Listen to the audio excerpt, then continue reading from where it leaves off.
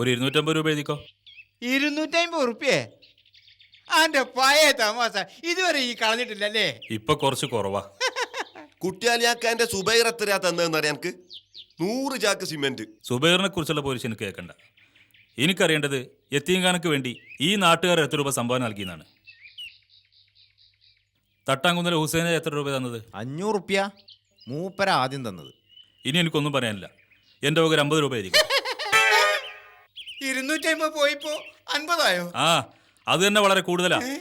Kozhikode വലിയങ്ങാടിയിൽ wholesale കച്ചവടവും നാട് മുഴുവൻ റബ്ബർ എസ്റ്റേറ്റും തെങ്ങിൻതോട്ടവുമുള്ള ഹുസൈനാജി സംഭാവന നൽകിയത് 500 രൂപയാണെങ്കിൽ 50 രൂപയിലധികം തന്ന് ഒരു യത്തീംഖാന നടത്തണമെന്ന് ഇബ്രാഹിക്ക് യാതൊരു നിർബന്ധവുമില്ല. ബാധ്യത മുഴുവൻ ഗൾഫുകാരന്റെ പിടലിക്കിട്ട് നിങ്ങൾ അങ്ങനെ സേവനം ചെയ്യണ്ട. നിങ്ങളൊക്കെ ഗൾഫുകാരാന്നുള്ള കാര്യം എന്ന് മുതൽക്ക് അങ്ങക്ക് ബോധം വെച്ചു തുടങ്ങിയത്? നാട്ടിക്ക് വന്നാല് നിങ്ങൾ കാണിക്കണ ഹുങ്കും നടപടിയും കാണുമ്പോ നാട്ടുകാരായ ഞങ്ങളെന്താ മനസ്സിലാക്കേണ്ടത്?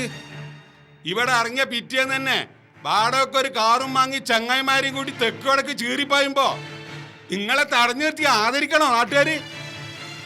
ഇവിടുത്തെ പല ഗൾഫുകാരും വീടുകൾ എങ്ങനത്തതാ?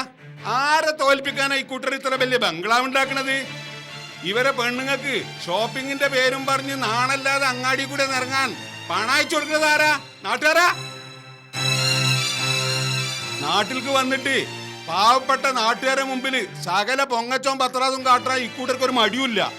എന്നിട്ട് യത്തീംഖാനക്കോ പള്ളിക്കോ വല്ല സംഭാവനയും ചോദിക്കുമ്പോ മരുഭൂമിയിൽ കഷ്ടപ്പെട്ടുണ്ടാക്കുന്ന പണത്തിന്റെ വില ഞങ്ങളെ വല്ലാതെ പഠിപ്പിക്കരുത്, അത് ഞങ്ങൾക്ക് അറിയൂല. പിന്നെ ഹുസൈനാജി കൊടുക്കുന്ന സംഭാവനന്റെ കാര്യം, അതിന്റെ വലിപ്പം ചെറുപ്പം ചോദ്യം ചെയ്യാൻ മാത്രം വളർന്ന ആൺകുട്ടികളൊന്നും ഇന്നാട്ടിലില്ല.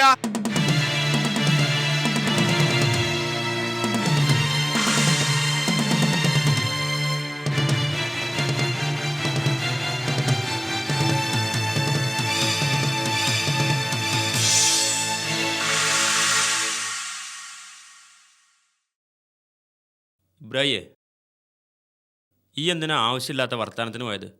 ഞാൻ ഇനി ഒന്നും പറയുന്നില്ല. നിങ്ങളൊക്കെ നാട്ടുകാരാണല്ലോ, ഞാൻ ഗൾഫുകാരനും. നമ്മൾ രണ്ടും രണ്ടാണെന്ന് ഇപ്പം മനസ്സിലായി.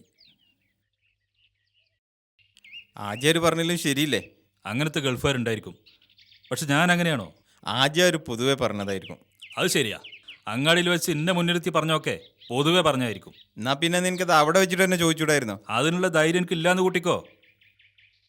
പിന്നെപ്പോ അടുത്ത മാസം തിരിച്ചു പോകണ ഞാനായിട്ട് നാട്ടിലെന്തിനാ വെറുതെ ഒരു വർത്താനം ഉണ്ടാക്കണത്? പണ്ടത്തെ ഇബ്രാഹിം അല്ല ഇപ്പം ഞാൻ. സഹിക്കാനും ക്ഷമിക്കാനും ഒക്കെ പഠിച്ചുപോയി.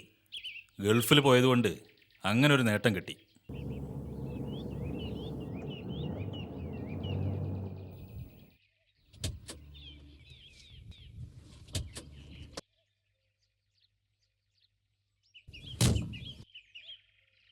എന്നാ ഞങ്ങള് വരട്ടാചാരെ. ആ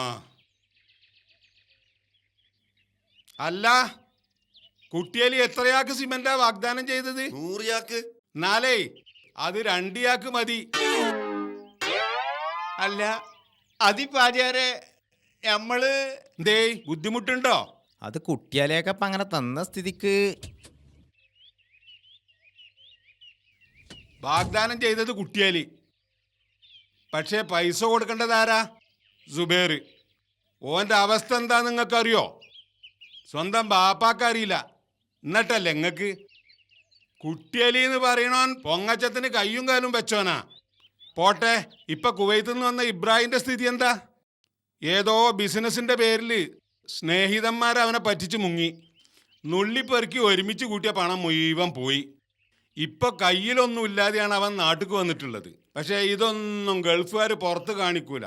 അപ്പൊ എന്റെ 10,000-നേക്കാളും വില ഉണ്ട് ഓന്റെ 50-ന്. അപ്പൊ പിന്നെ അങ്ങാടിയിൽ വെച്ച് ആജിയാര് പറഞ്ഞതൊക്കെ അതിന്റെ കിബർ കൊണ്ടാന്ന് കൂട്ടിയാ മതി. ഒരു ചെറുപ്പക്കാരന്റെ മുമ്പിൽ തോറ്റു കൊടുക്കൂല എന്നുള്ള കിബർ. അങ്ങനെയാണെങ്കി ഇപ്പോ പിരിവ് മുന്നോട്ട് പോകുമെന്ന് തോന്നണില്ല. മുന്നോട്ട് പോകും. ആളുകളുടെ അവസ്ഥ മനസ്സിലാക്കി പിരിപ്പിച്ചാൽ മതി. പുറത്ത് നമ്മൾ കാണുന്ന അവസ്ഥയാവൂല അകത്തുള്ളത്, പ്രത്യേകിച്ചും ഗൾഫുകാരുടെ കാര്യം.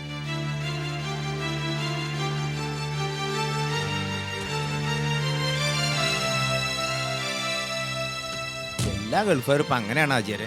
അല്ല, അതുകൊണ്ട് തന്നെ എല്ലാ ഗൾഫുകാരെയും നമ്മളും ഒരുപോലെ കാണരുത്.